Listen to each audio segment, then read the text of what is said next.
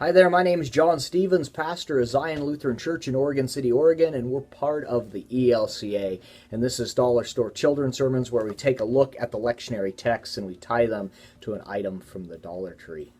This is for the sixth Sunday after Pentecost, and again, we're using the gospel lesson out of Matthew, which is the 13th chapter.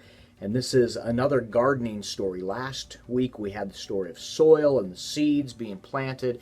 And this one is about weeds and wheat being planted in the same field, and this idea that they grow up together, and it's hard to tell one from the other. And we're going to use gardening tools for the object from the Dollar Tree, and we can talk about how when we go out and garden, and we can rake, we can prepare, and we plant and things like that. But this story tells us, more than anything, that God is in control, that God knows the outcome, that God knows the wheat and the weeds, and that we have a hard time telling that.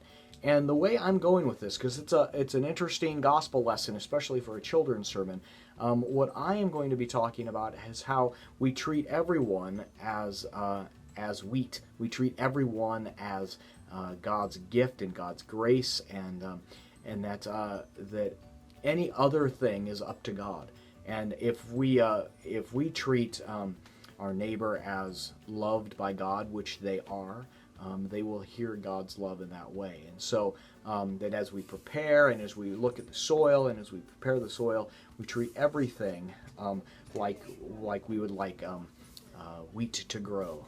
So, it's a springboard for a children's sermon, but this idea about seeing everyone as wheat, as something created and beautiful and wonderful from God. So that's what we're going with today, and I hope you can use it. I hope it's a springboard, and I hope you have a blessed week, and always thanks for stopping by.